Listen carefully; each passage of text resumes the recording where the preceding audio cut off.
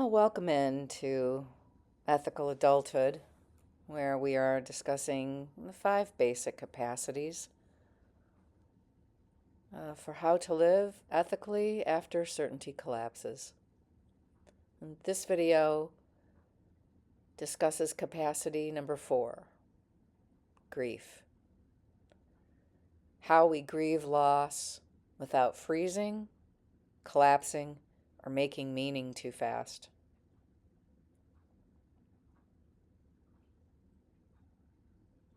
After certainty collapses, loss is no longer abstract.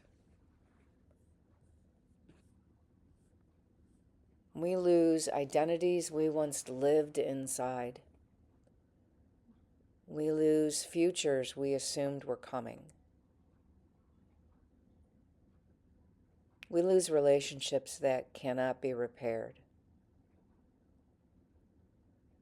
We lose faith in people, in institutions, and in the stories that once made things feel coherent.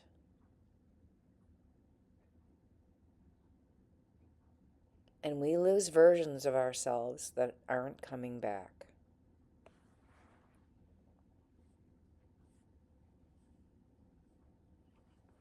So this capacity isn't about feeling better. It's about being able to stay present to loss without distorting reality and without hardening against it. Because when we don't have this capacity, well, grief doesn't go away. It just moves sideways.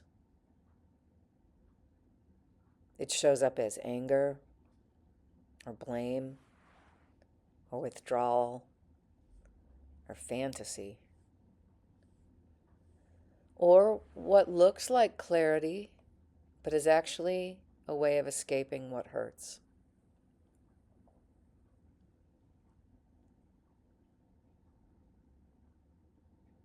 In this framework, grief isn't something we process and then move past.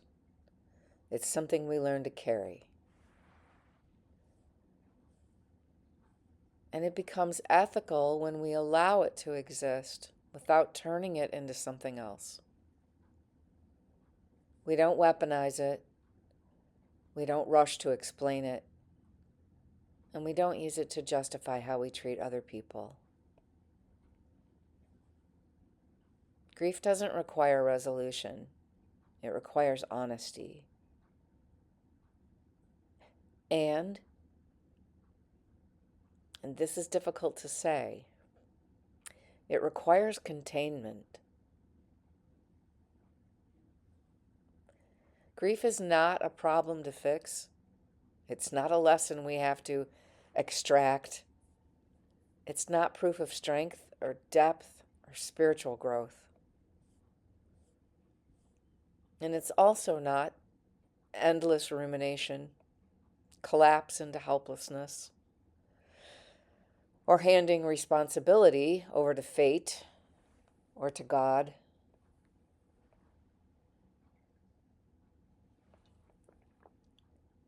Very often, meaning making that comes too quickly is a way of protecting ourselves from something that feels unbearable.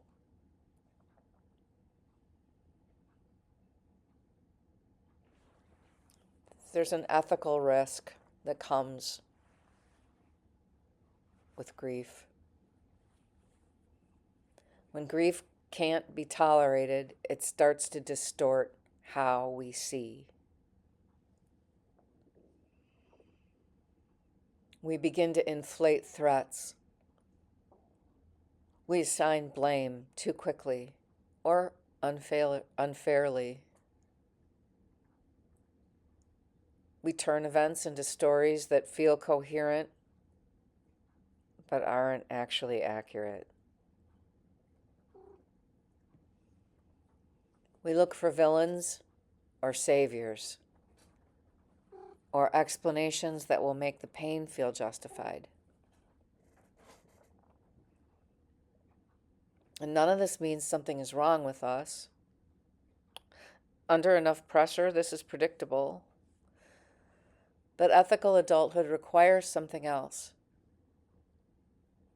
It requires the ability to say, this hurts, and I don't yet know what it means, or even if it means anything at all.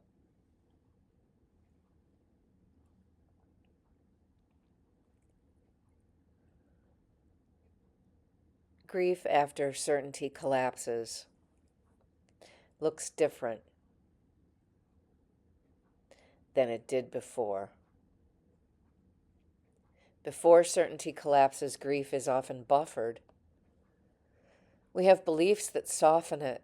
We tell ourselves, everything happens, this happened for a reason. This is part of a plan.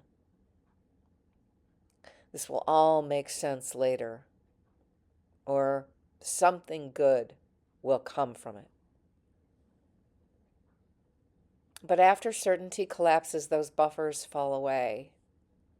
And what's left is just loss.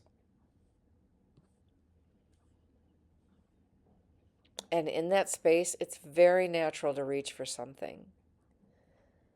God, closure, a redemptive story, some version of justice.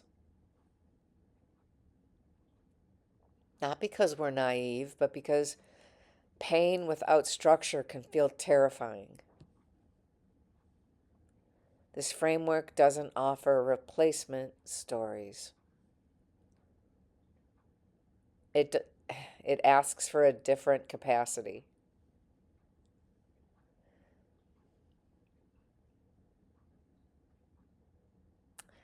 What ethical grieving requires? So what does that actually look like? It starts with allowing the loss to be real, not minimizing it, not comparing it, not rushing past it. It also means resisting forced meaning. We don't have to believe this happened for a reason. We don't have to redeem it. We don't have to turn it into wisdom before it's ready.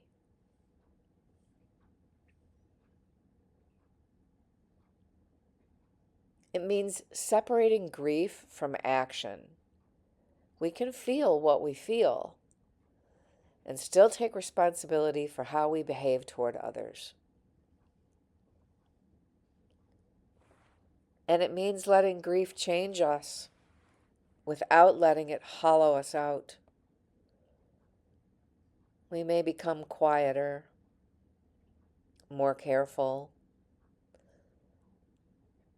less certain, more compassionate. But we don't disappear. There's a difference between being changed by grief and being governed by it. Ethical adulthood allows change, but it resists grief becoming the final word on how we live.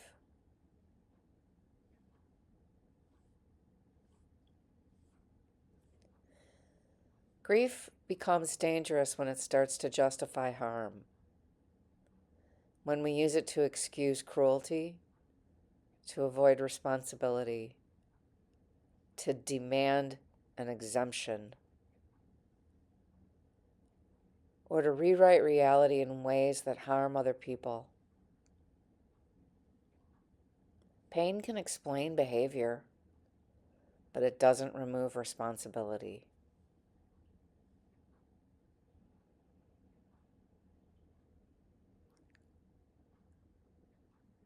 Some grief doesn't resolve. Some losses don't close. Some harm is irreversible. Some relationships end without resolution. Some deaths don't make sense. This framework doesn't promise peace. It asks a different question. Can you live honestly in a world where some losses remain open?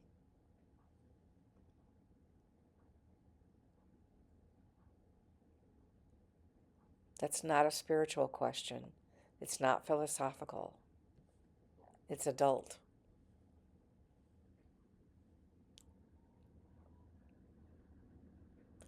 So here's a question to sit with. Can I tell the truth about what I've lost without turning that loss into a story that distorts how I treat other people or the world?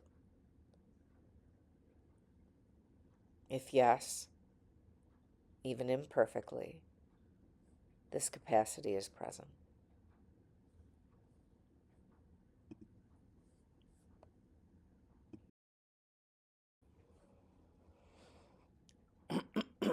And even when we can stay with loss, even when we're no longer trying to explain it away or rush past it, we're still here, still in relationship, still in motion, still making choices. And those choices, they don't come with certainty. We don't get to know how things will turn out. We don't get to know if we'll be understood. We don't get to know if what we do will make things better or worse. And still, something is ours to do. So the final capacity is about acting without guarantees.